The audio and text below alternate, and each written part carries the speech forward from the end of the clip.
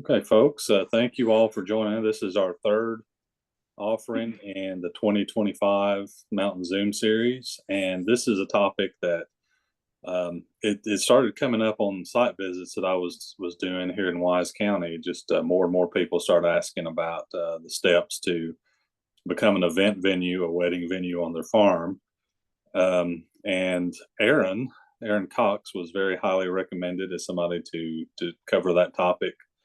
And Erin is she's a Virginia Cooperative Extension specialist for family and community economics. Is that correct, Erin? Did I get It your is.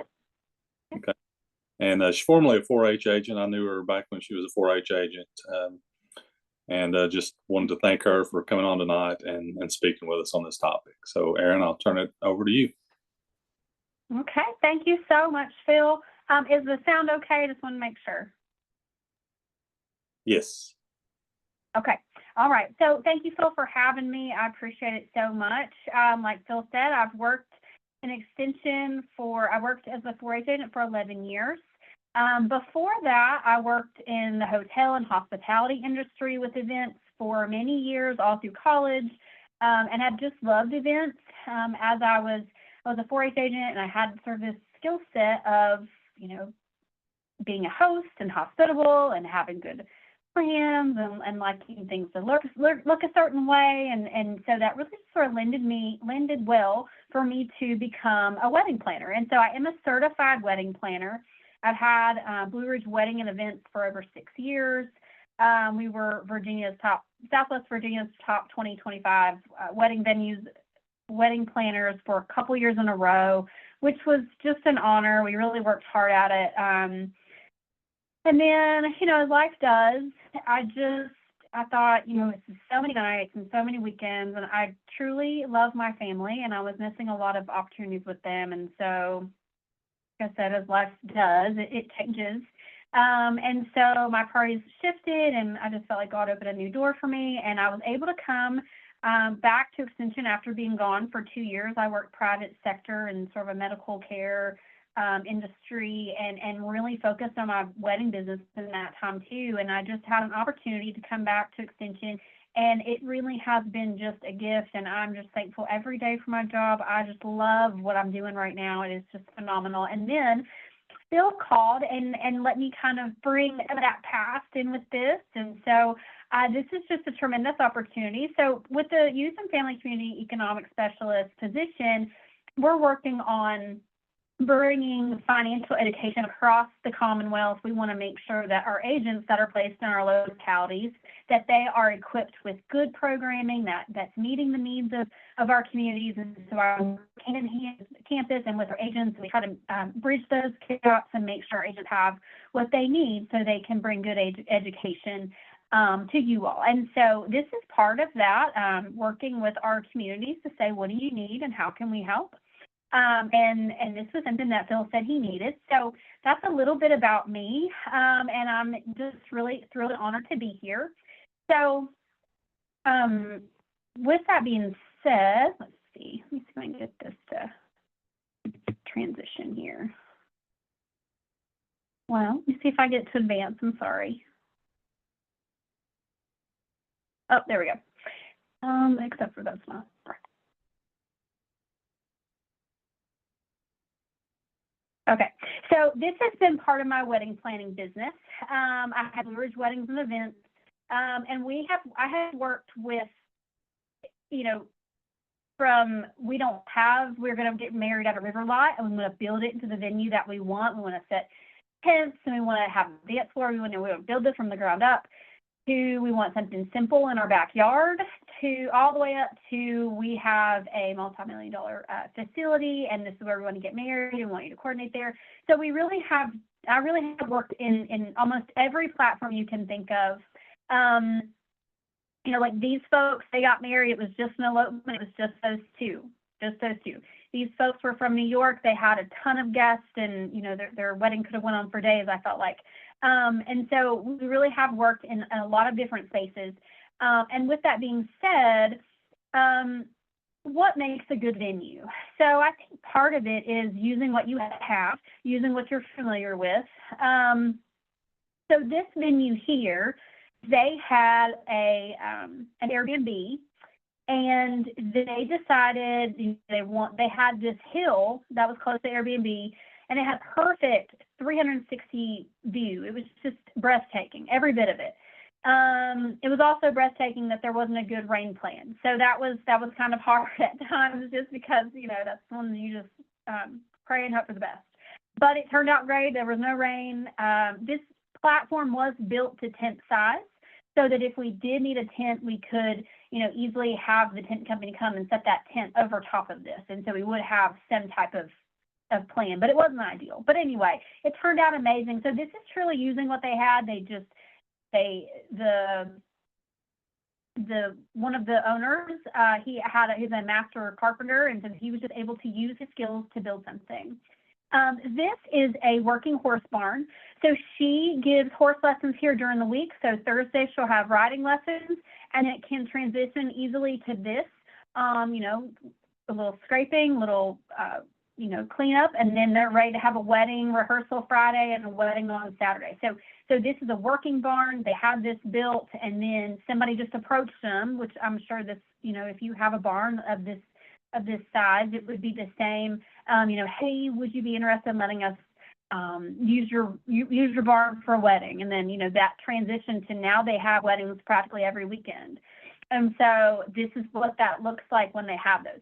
This is a much smaller barn, but they did pour some concrete, put some lights up. It doesn't have a huge capacity, but their location is amazing. And so they really focus on those festivals and birthday parties. They have a capacity to do things that maybe these other ones would not, because of their location to town. They're right outside of town. It's easy to see from the 4-lane. And so they have the capacity to do a lot of music concerts. They also do a pumpkin patch, along with like a fall festival, music, food trucks, those kinds of things. I mean, they do weddings as well, but that's not really their bread and butter. They really focus on these other things and community gatherings. And so that's really good for them. That they have learned that's really their niche. And that's something that when you're looking at what you have, it's good to have conversation and kind of make those lists of what do we think, who do you best connect with? Who do you think you can serve? And part of that is going to be personality-wise. And we'll kind of go into hosting and what that looks like. But, if your heart is really in the community and really in helping people to come together, then it really might be good for you to look at this, can we host these community events? Can we offer a place for, that fall festival? They used to have it here, but then they really didn't have anybody to help them host. And so, that might be a place where you can kind of fill a need. So it's good to think about what your niche might be and what your passions are going to be, because those bigger events like weddings and, they're a different breed of events. It can be, it's a lot of high energy. It can be a lot of high stress. And so thinking about that and making sure that you're, kind of geared up for that, and that's what your passion's going to be, is important when you're thinking about the direction you want to go. So that was using what you have. There is also always the option of building something new. And so these buildings are new. Now, that doesn't mean it has to be really elaborate. It can still be simple. I mean, this is an open air venue that just has, it's connected to these others. So they do have a kind of that rain plan, but this is very simple. It has the door, it has benches, and it has an elaborate arbor up front and the trees. And it's really just as popular as this indoor venue or this in front of the chapel here. And so there is that option. I would always caution people, if you're gonna, take on something like that, to always do a lot of research, do a lot of needs assessments, and make sure that you're ready to go full in on that. So what kind of events can you host at your venue? Whatever you want. I mean, it really is the sky's the limit. Weddings, birthday parties, corporate events or retreats, family reunions, workshops, music concerts, farmers markets, festivals. I don't have it on here, but funerals. I've directed 2 funerals at local venues. They were very well-known people in the community. One was a younger person, and so they knew there was going to be just hundreds of people, and there wasn't a local funeral home that could hold that many people, and they didn't want people to be turned away. And so they came to me and they said, what do you suggest? And I said, I suggest going to one of these larger venues. I mean, it's going to have everything you need. And really it offered just a different feel. It was felt more of like a celebration of life, I think, just because of where they were. And so it offered itself well to that. So I have done a couple of those. So that certainly isn't, off limits. Holiday parties, photo shoots, I have done a lot of these. So where you have one photographer or a number of photographers, they come in, they set up their stuff, and they have families rotate in and out. That's really a hands-off event. You really are kind of renting it to them, and then they do their thing.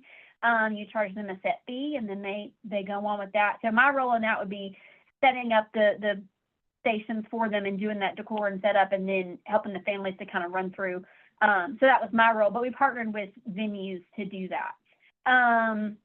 Yoga exercise retreats and competitions.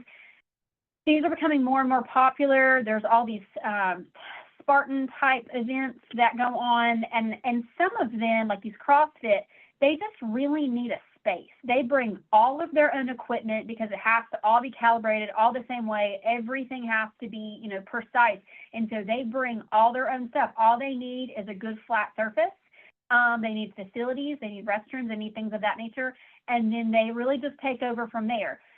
So that's really handy when you think about things like that, when they're going to just bring their stuff and use your spot. Art shows, charity events, community gatherings, graduation parties. I mean, you really, any type of where people are going to gather and need a space, you can really host that. And so that's kind of encouraging, just because you can really build this into what you want.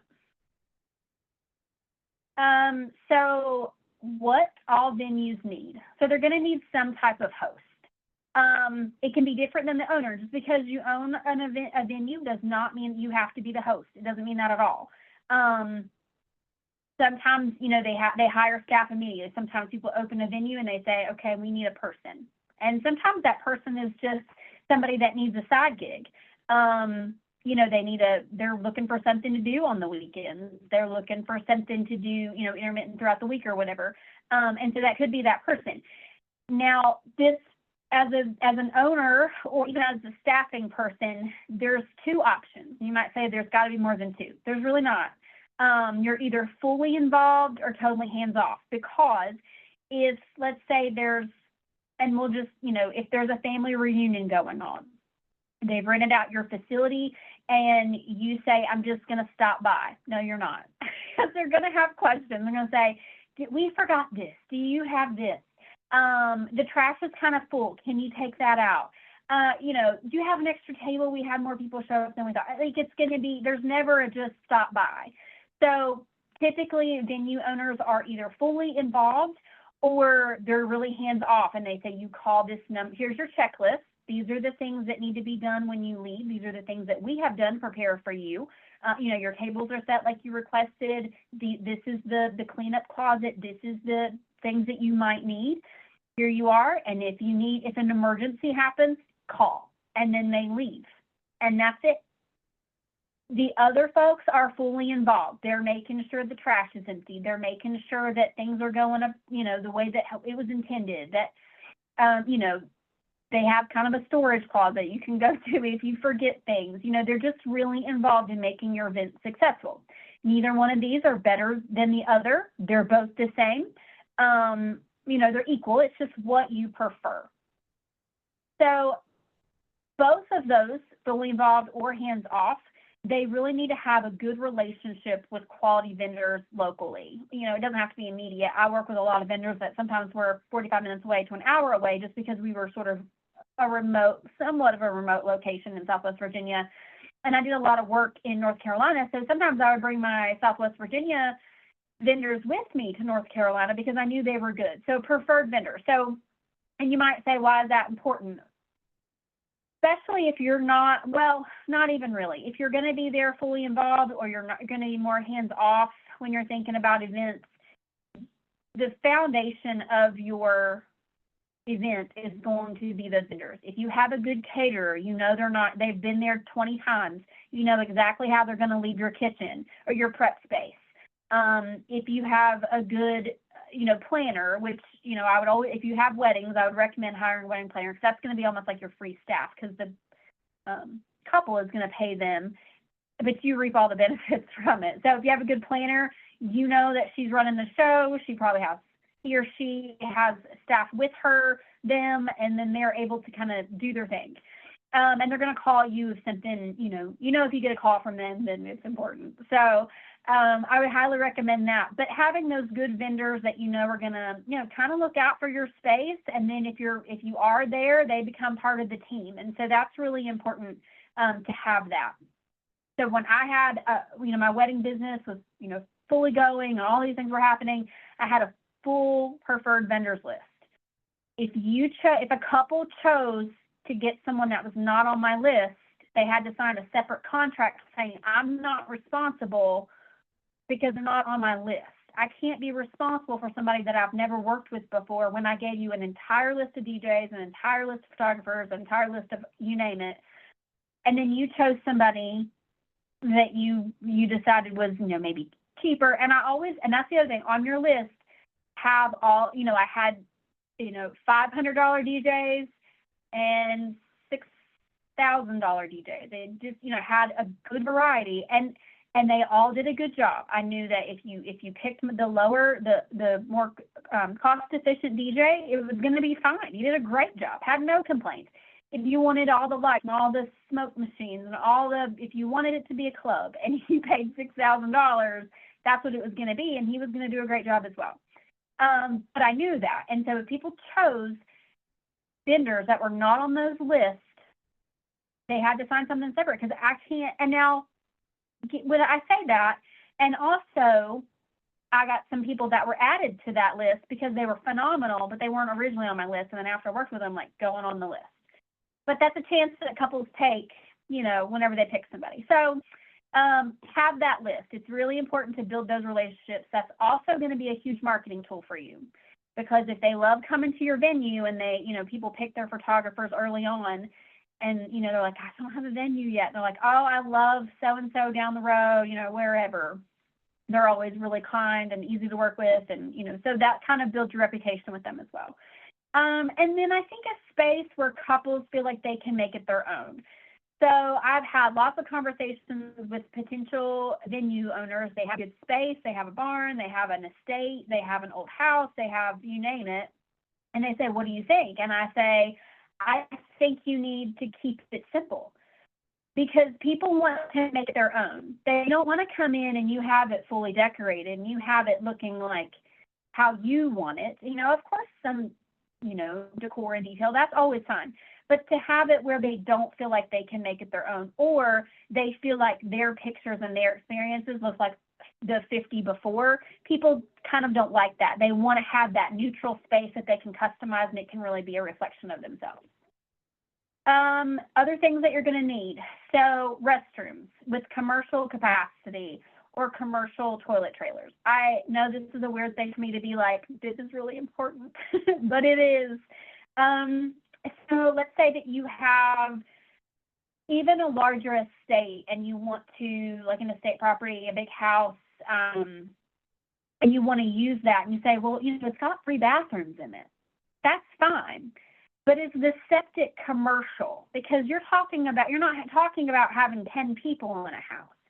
You're talking about having 150, 200 people in a house weekend after weekend. And it's not set up for that. It was never designed for that. So you want to think commercial capacity whenever you're thinking about restrooms for that many people.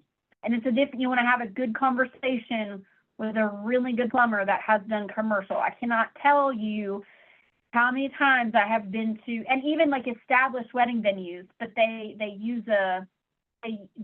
redone something, and now they're using that old septic, and it can't hold it.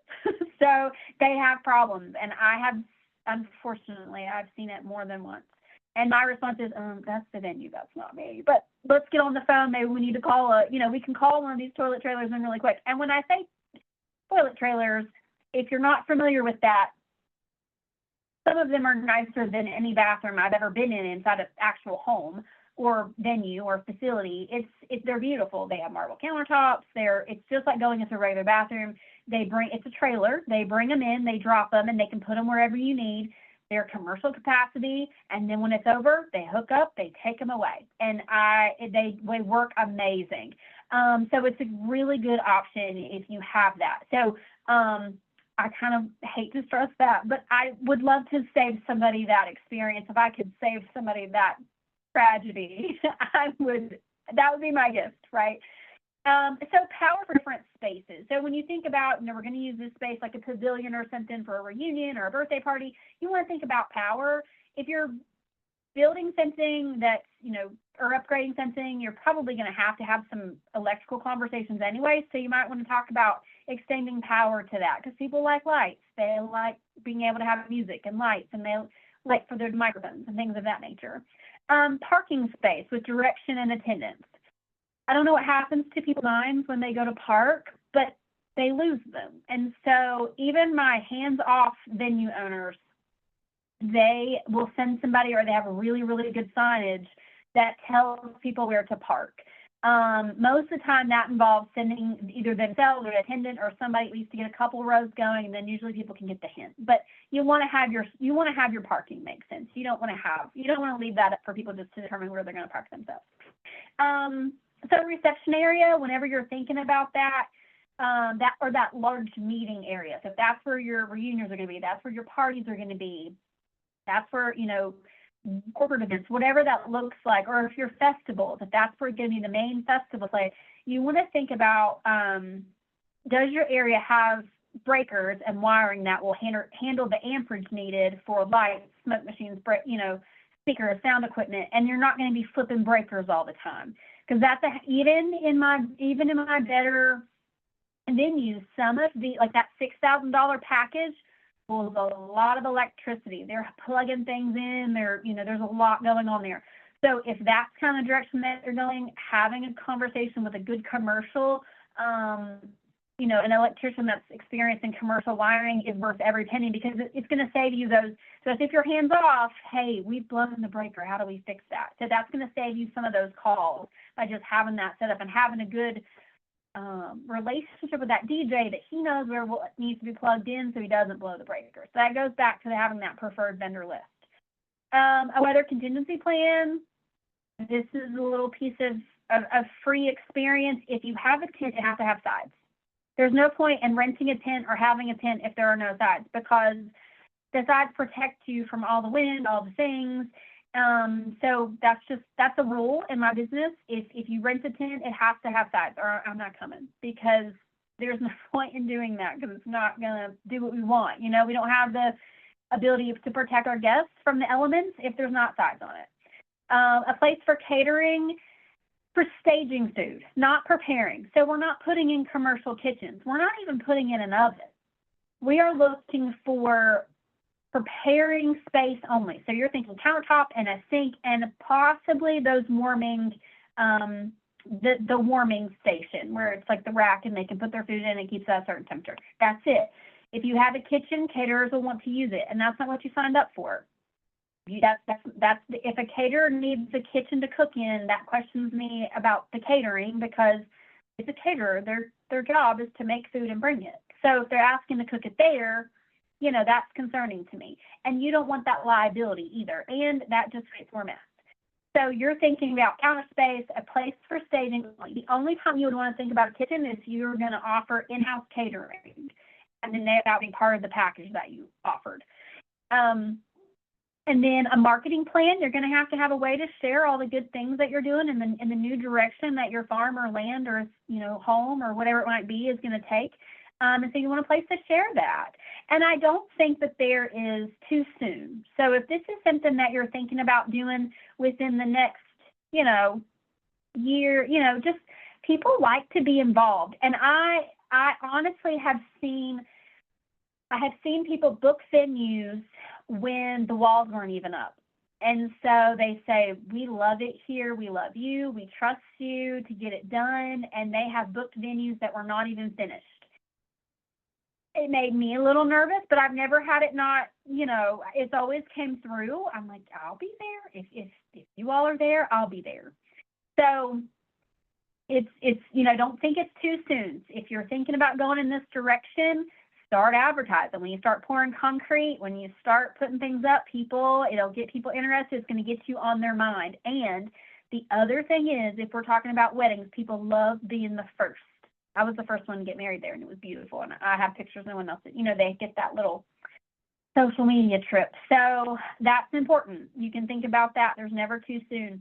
And then a place for the bride and groom to get ready, or like a staging area. We talked about some of those fitness competitions, or if it's a festival or a concert, that green room space. So that's an awesome place. When you talk about, I have a barn, or I have a pavilion, or I have this, I'm going to do a large tented area, and I have this house. That house it's not a perfect area for all your guests to come in, but it's a perfect area for staging folks and those key individuals that are part of this event. It's a perfect place, and it's an add-on too. You when you're selling what you've got, this is something extra we have. And then climate control. That certainly is optional. It is limiting sometimes, but you think about a festival or a concert, people don't expect air conditioning. So, that might be one of those things where, you're thinking, I really want that more relaxed. I don't want to do weddings. Then don't. No one says you have to do that. You'll get asked, I'm sure. And I think that kind of goes back to, there's something for everybody.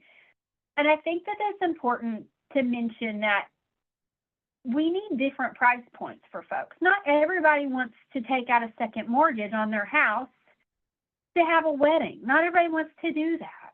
And that is perfectly fine. It does not make anybody's marriage last longer if they spend more. I think there's almost research that says it's the other way, but I don't know. So there needs to be different venues, and that have different packages and different prices, because not everybody deserves, a good day on their wedding. Even if it's just on the front steps of the courthouse, if that's what they want, that's what they should have. But I think that there needs to also be these places that don't cost, an arm and a leg, and people feel like, we really had to make choices we weren't comfortable with financially. And that goes back to the other job. I don't want people to go in debt for a wedding. I don't think that's a wise financial choice that you have to pay for many years to come. I don't think so. So things like that. So don't put yourself in a financial bind to give people, we want to offer this. I think start where you are and offer reasonable packages for people to have a beautiful setting. And this kind of goes to that piece about estimates. And I want to stress that these are estimates. It depends on where you are. It depends on what you're offering, but these are just really broad ballpark estimates. And these are wedding prices. We'll start with those first. So wedding prices, if it's really rustic, minimal involvement from the owners, you're looking at like $1,000 to $2,500. This is something you don't want to do. You don't want to just start like undercutting everybody else in your area. You want to build community with those other venues, because typically people can only, a venue can only handle one wedding a day. And so once they're booked, then people call and they say, hey, we're looking at October 23rd. And they're like, oh, I'm already booked. But there's a new venue that's opening up down the road, and their prices are comparable. Typically you want to start, so let's say they've been there for 6 years. You want to, but that your facilities and things are comparable to theirs. You want to start a little bit less because you're new, right? And you're going to make new mistakes. And so it's easy to, again, you're not just undercutting everybody and just coming in for nothing, but there is room to grow. And you want to start at a reasonable price that's a little bit less than somebody, that's been doing it for a while. Also, that buys you a little bit of grace. So if those mistakes happen and you think, gosh, we're sorry, but we're new, we're learning, they're like, oh, it's fine. I'm paid, because in their head, they know they've kind of got a deal. So again, that minimal involvement with the rustic place, you're about $1,000 to $2,500, somewhere in there. Modern touches, concrete floor. You went ahead and you paid for those restrooms. You had, you did all those things, you have indoor ones, or maybe you rent the toilet trailer and it's just there, it's like included in your package. You're looking at somewhere 25, 35, somewhere in there. And then if you decide I'm building something new, I'm going all in, I'm going staffed, we set up tables and chairs, we're there the whole time, we change the trash, we do all the things, we provide staff, we provide all the things. Maybe you even provide an in-house planner. Then you're looking at 35 and up. I mean, it's up. You know, it can be, I mean, you're looking at, sometimes people book 10,000 for a weekend. I mean, you just can go on the internet and look for days and just see how far that it goes up for a weekend. But you can also keep it reasonable, right? And you can also grow, you know, you start at a certain place and then you can grow for a couple, you know, you can bring your prices up for the next 3 years or so. And by that fourth year, you're like, gosh, we are absolutely pros. We're going to go up here. And as long as people are really booking comfortably, you find that good sweet spot and you're like, this is what we're worth, right? This is what I can pay my staff good. I can also get to the point where I can give myself a break. You know, we've got all these festivals booked. We've got, you know, I'm talking about weddings. I'm sorry. So I've got all these weddings booked and we're good. So that's kind of, again, you'll have to do homework in your area. You'll have to really look, but those are ballpark estimates from my end. And then we want to just look at event rental. So establishing, you know, who's taking up the tables and chairs, who's setting them up, how long do they get it, who does the cleaning. Really look for that healthy price. And then as soon as you say we're doing events, you're going to get requests for charity. So and you know, they're going to pull at your heartstrings, and I would have a really hard time with this. You know, they're going to say, you know, we want to do an event for somebody that has cancer, and, you know, it's going to happen really quick. You have to have a plan for that, and you want to have something that's written on your website, that's out there, so that people know. Like, maybe it's that you do 4 a year. You have 4 openings a year, and once they're gone, they're gone. Now, you're the event owner. If you want to add another one, you can. But at least there's something out there so people know you're not just being the Grinch about all these things. So that gives you some, at least a stepping off point to say this is what we do in those charitable, you know, for those cases in those charitable events. So the other thing that will often come along with any kind of event, family reunions, class reunions, a wedding, a birthday party even, sometimes those corporate events, all of those things, they're going to ask about alcohol and how that works and who gets the license and all those things. So the first thing is, this is, anytime you're going to start, you're thinking about doing this, contact these people. When I first started, I was a little intimidated to call the ABC folks. You know, I don't know why I was intimidated by them. It just seemed intimidating to me. But they are one of the nicest offices, and I've talked to lots of people there. They want to help you. They want you to do things the right way, and they want you to be successful. And so this is the contact information for them.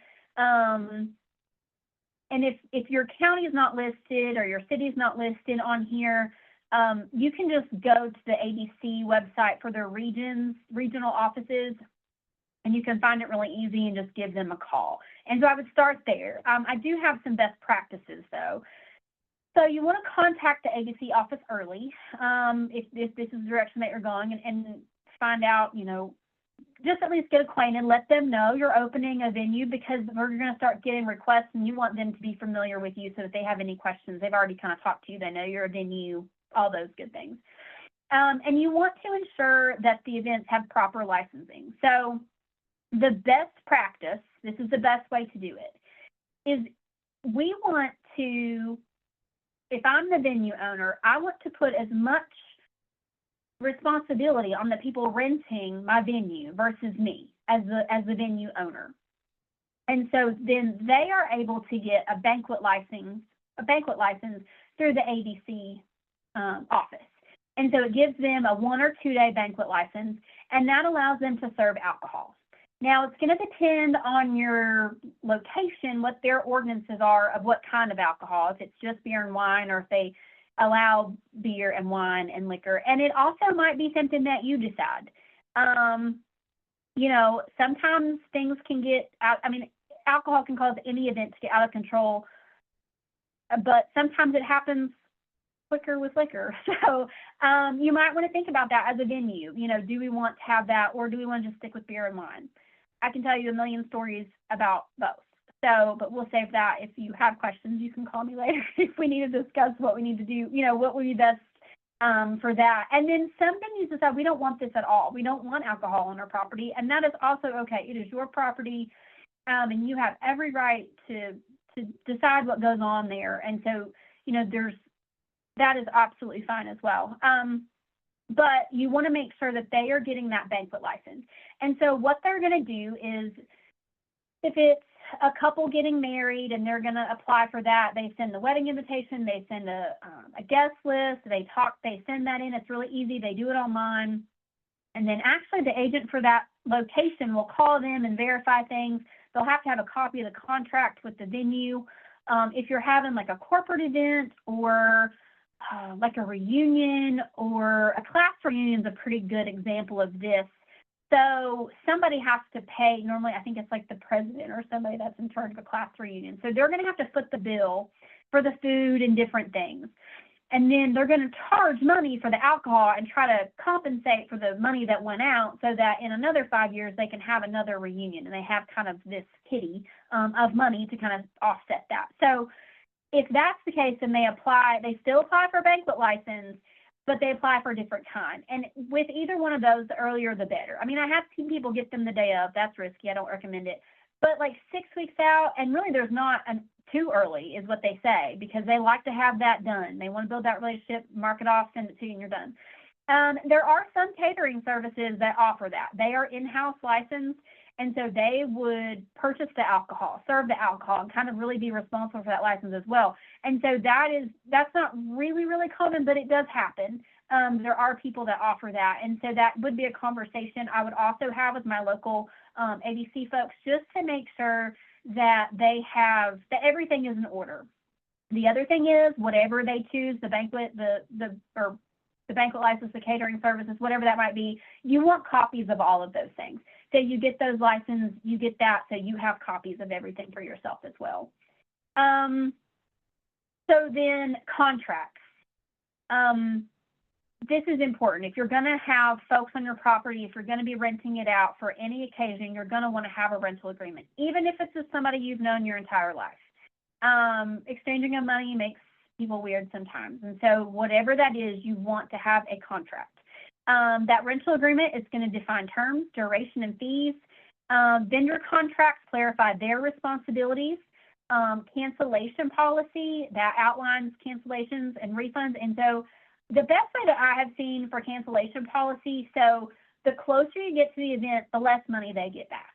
And then after like a month in, they get nothing, because, you know, and then a lot of times what people will do is they'll say, well, you're not going to offer you a full refund, but if, you know, like during COVID, this was a huge thing. So people had to cancel because they got down to where you could only have 50 people at your wedding. Well, people didn't want to have 50 people, so they would wait till the next year. And a lot of venues would say, you can have a date, you can pick your date next year if it's not already taken. You can reschedule it. You know, we were trying to all be understanding, and I was like, you know, you booked me, I'll go with you with it wherever, you know.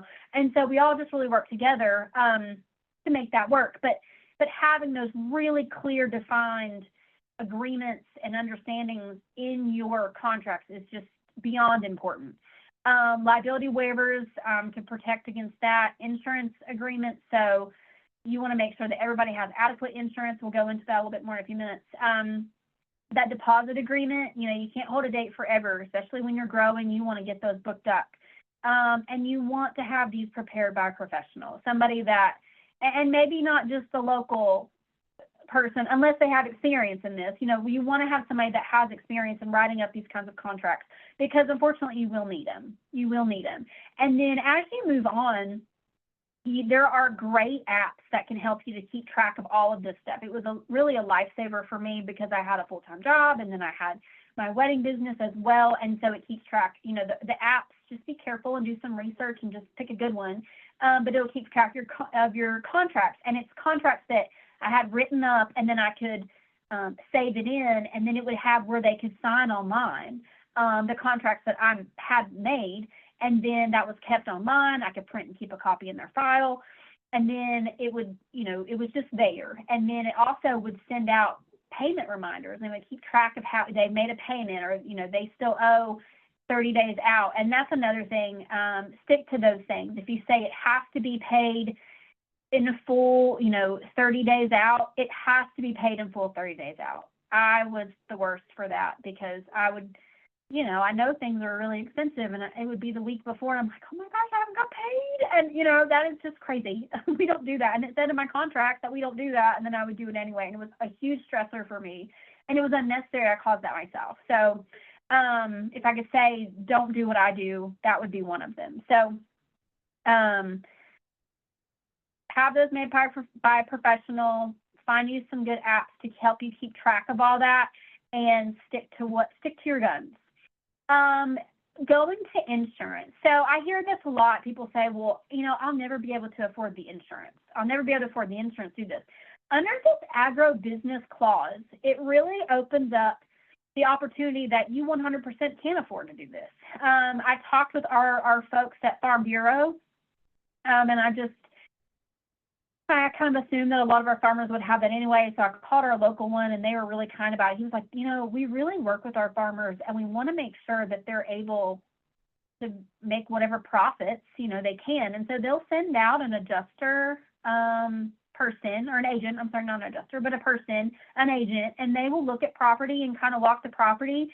And then you're talking 500, 1,000, 1,500, for that agro business, policy. Now, if you build a $2 million building, that's a little different.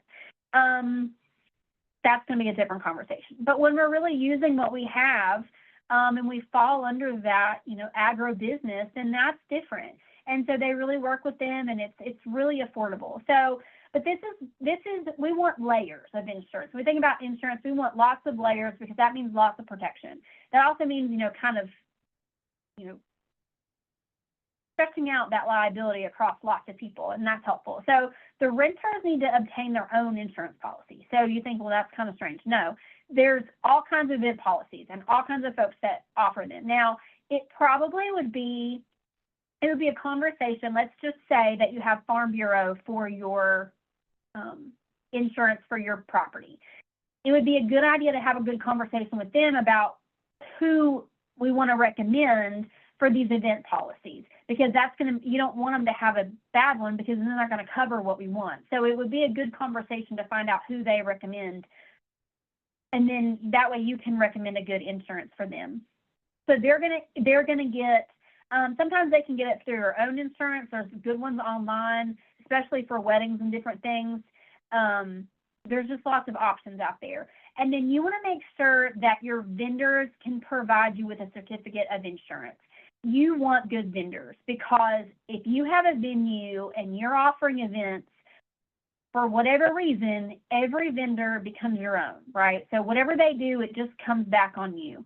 So you want to make sure that they have a certificate of insurance. And to me, that says you're running a business in the right way. So if someone's having an event and they want their grandmother to cater, unless grandmother is an actual caterer and she knows how to do this, I don't recommend it. I mean, we want people that this is what they do. They know the business. They're ServSafe certified. They understand food. They understand safety, and they understand how to provide a good product. And so you want them to have that insurance. So that's something, and that's something that people will say, well, we've been friends a long time and my sister's just going to do it. I am so sorry, but we have a policy that says every person has to have a certificate of insurance. And sometimes those are hard conversations to have, but harder conversations are, we had 200 people that now are sick from whatever because it wasn't, and I'm not saying that can't happen with a certified person, but at least we have made every effort to ensure the safety of our guests. And then, so the venue is insured, the renters have their own coverage, and then vendors maintain their own policies. So that's really the layers that we want. So what are the pros to having a venue? So you are part of special events, you're part of birthdays, you're part of reunions, you're part of 90th birthdays, you are part of just special things that happen to the folks that are often in our communities. And so, it's just a great place to be a lot of times. There is significant income that can be made. It can increase your property value, support other local businesses. You might say, well, there's already 2 venues around. Well, one, is there price points for all of those? Are we filling each gap? And then the other thing is, there's 6 caterers and only 2 venues. So those other caterers could be put to work. And so you're really helping to boost the local economy by putting all those other businesses to work.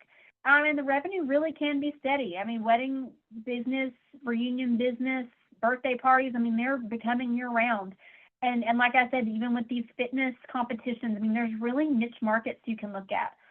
And then giving community members a place to get married locally or have those celebrations locally, and they have those local memories, and their grandparents are able to attend these events because they're local, versus if they would have had to have them an hour away, they wouldn't have been able to be there. And then, of course, there are some cons. So ongoing maintenance and costs, long hours and weekends, that's probably one of the hardest ones. It's the nature of the business, and I've done it for years and years, and it's amazing work, and I loved so much of it. But it's the long hours and it's the weekend work. And I would say that the long hours and weekend work would really, and I should have put them together, but that staffing challenges. So finding people that will really pick that up so you can have a weekend off and that it's going to be taken. I had amazing employees. I couldn't have found better if I would have searched the world, but none of them wanted to be the it person. They didn't want to be the it person. And so I could never say, this is my co-planner, they're going to be your planner this weekend, or I'm going to leave, or whatever. And so I always had to be the it person, and that's exhausting. It's also a lot of pressure. Like, what if my appendix burst? Like, I needed a backup. And now my people could have 100% done that, but it was just hard to find people that wanted to take on the level of pressure that I took on as the head planner. So, but finding that, and it is less as a venue owner. It's easier to find people to fill those gaps. So that should be encouraging to you. But the hours are long, and it's always on the weekends typically. Intense competition. This is popping up everywhere. But like I said, I think there's room for all venues. I think there's room. Stressful event management, it can be very stressful. And so when you look at that, you might say, I think I'm going to stick to the festivals, the community events, reunions, those kinds of things, and stay away from the weddings because they do have a higher stress level. There is some liability, marketing trends, some people, it kind of, things go in and out. And so really rustic or really modern, or, people look for different trends at different times. And so it just kind of changes, but it usually always comes back within a year or so. Expectations and demands. You're in hospitality. As a venue owner, even if it is for a sporting event, you're still in hospitality. And so there's demands with that. And you need to be hospitable and kind of want to meet those. Expectations and postponements, that happens. But that's when those good contracts come into play, because that can save you a lot of heartache. And then unpredictable events like COVID, that is certainly part of that. And so that's really kind of the gist of it. And I would certainly welcome any questions that you might have.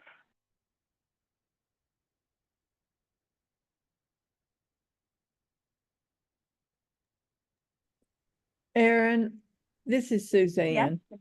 You mentioned an app. Do you happen to have a name of one or two that you might remember? Just so I can see what it looks like. Yeah, one of the, we're really not supposed to recommend things, but there's a lot of them. One of them that I had really good luck with was HoneyBooks. There's tons of really good ones. But HoneyBooks keeps track of your contracts. It keeps track of your payment schedule. It just does a lot of awesome work. It really does. And there's a lot more great ones too. That was just the one I could think of off the top of my head, but there's a lot of other really good ones. And it'll pop up. And I would also recommend, look at those forums. There's also becoming a really large community of venue owners, kind of like associations. And so there's also expos. So if you're thinking, I kind of want to go into this wedding direction, I would attend a wedding expo, not as a vendor, but just as a participant. see what other people are doing. It just gives you kind of a feel of what you're walking into. One in your area, maybe one that's not in your area, because they're going to have a lot of those products that I'm talking about, and that's going to help you to kind of guide you in that direction. You talked about getting somebody to do your agreements. I have, we have attorney for the winery and stuff like that, and we've done weddings, but we don't have, I think that's an area of weakness of mine, that we have agreements and the ones we just picked up offline. You have any suggestions about how to go about finding the right person to do that? I don't think there's anybody in Wise that does anything like that. Yes, you want to find a lawyer that does like corporate agreements, those kinds of things. You can probably find some, your local lawyers may be able to tell you. They may say, yes, we've done this a lot. You can look at a larger city and look for like a corporate person, and they're going to be able to do those bigger agreements, because they're going to understand, they're going to look at that liability. And also your insurance folks may be able to help you with that. Okay. With a lawyer that does a good agreement, that might be a good place to start. But even just an internet search, maybe pick the next city that has more industry in it, and they're going to be able to help you with that. What about internet searches for sample agreements? I think you really want a lawyer to look at that. You don't want any, I don't recommend Mama Bear. I don't recommend, Rocket Lawyer. I don't recommend things like that because, and there's nothing against those, but if this is on my property, at my house, this is my, it may become your bread and butter. I want to make sure that I've had a person that I trust look over this, and they've heard what my requests are, and what I want covered, and make sure I am good and covered in an agreement, because unfortunately you will need them. I have needed my contracts more than once.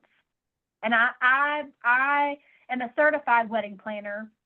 And so that's where I was able, and that may be, those venue associations, that's where you could find really good help with that, by talking to people.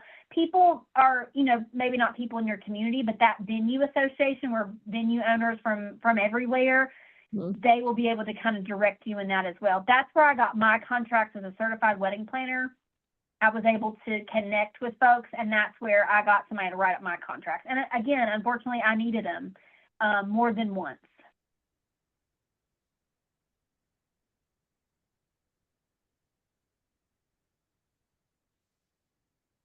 Thank you. You're welcome. I hope that was helpful. It was helpful. This is John. First off, my wife and I really appreciate you guys taking the time to do this. And we had a question. Of course, we're in the infancy of this. What would you still need the same kind of insurance and contracts just to start up as a place for photographers to come and take photos? I would, because, and I don't mean this, I learned really quick that, so as the wedding planner, I was going into other venues, right? And when it comes to things like that, I mean, just, let's say I put down a drop cord, right? And I didn't put a rug over it, and somebody fell on it. The venue owner is going to say, we did not put that down, she did. And then, you have an issue. And if I didn't have insurance and I didn't have a contract or a usage agreement, you know what I mean? You just want those things in place. So, and you want that in place just as good practice, I think, just to say, if we're going to do this, let's do this the right way. And then the fairness comes about too. So, you want to treat all of your photographers the same, because they're going to be a lot of your word of mouth recommendations. You know, it doesn't have to be anything really elaborate. Maybe they put down a deposit for using your place for the day, you know, and they get that back. I don't know, maybe not. It's just whatever you decide. But I would go ahead and if you're going to use it and you're going to have, and because don't forget, if the photographer's using it, that means people are coming in and out of your facility all day. So I'd make sure that photographer has insurance. I would make sure that you have an agreement of what's expected of the photographer, what's expected of the venue. Great point. Thank you. You're welcome. Kendra, excuse me. Erin, this is Suzanne again. We are a winery and we have one sign posted on our building, the agritourism law. Like, you know, I tell people, you know, that if they fall in the pond or they do something like that, that we are not liable for that. And then we have our own insurance, you know, that we have on the property as a winery. Do you think that the first thing I can tell you what I'm going to do, the first thing is I'm going to call Byron up and talk to him a little bit more about what it covers, because we have liability on that insurance already. Okay. So I'm going to try to clarify with him first what all it covers, because it's you know, we've had that from the beginning. But I'm wondering, you know, I would like to hope that it covers some more of a little bit of a blanket kind of thing, but if it doesn't, it seems to me that you've got to have a lot of events and to pay for all the insurance. Well, and like I said, those insurances, when you're that agro business, they're really not that expensive, you know, and it does cover. So you probably are covered. You know, when I talked to Farm Bureau and I asked them, you know, this is what we're doing that agro business. We're really falling under this. People are using kind of what they have, you know, and expanding that. He said, his words were, the insurance cost should not be the reason that they don't do it, because they're affordable. They're talking $500 a year, $1,000, maybe $1,500, maybe $1,500. They do really make it affordable because you do fall under that agro business piece, and then, you know, that's kind of what that's designed for. And so you are, you know, covered in a lot of ways. But you said the key thing, having that conversation with your insurance agency to make sure that you're covered. That's really the important part, is having that conversation so that they understand exactly what you're doing, and then you understand exactly what's covered. And then whatever vendors come in, they're carrying their own insurance. Okay, so that's really taken a lot of that off of you, because if you have a wedding, that wedding couple, they have their own insurance. Have them get wedding insurance. And so that really, that's all the sets, you know, aside from you, that's another layer of insurance to protect you that you don't pay for, the couple pays for it. Same thing with a reunion or corporate event or whatever. And the corporate event might say, well, our insurance would cover. That's great. Can I have a certificate of insurance? That's all we need, a certificate of insurance. And then that way you can see all, and then your vendors, same thing. And then you see all the additional insurances that you have. And so that's why it really makes that affordable, because you've got all these other insurances that are also playing, you know, we kind of bring all these extra insurances that's covering everybody in addition to what you already have in place. When we go to wine festivals, for instance, we have to take a certificate of insurance with us. So this is kind of what you're talking about. So yes, that's exactly right. But I'm glad you brought all that up, because I'm definitely going to call, because we're already paying thousands for liability and other insurance on the winery. So I want to see exactly what all, go back. I've got a huge policy. You know, I haven't looked at it in years. I need to go back and say, let's go back and talk about what this all covers. Yes, I think that is wise. And, you know, that way, you know, and, you know, as your business grows and expands, you know, that way, you know, exactly if you have enough, you know, maybe it's covered. One time I even had on my insurance policy, because I was doing things with like a political, you know, just working in different realms outside of weddings, just different events. I had like a, what was it? It was a terrorist policy. It was like an extra however much, and I thought, you know, that would cover us in case something happened, and so I added it. just for that season of while I was doing these events like in Richmond area, you know, just in case, you just never know. I mean, of course that stuff can happen anywhere, but I felt like that as I moved in different, away from weddings, you know, in different events, that would be helpful. And so, you know, at different times you may carry different pieces of policies that you may drop. And so it's always good to review that.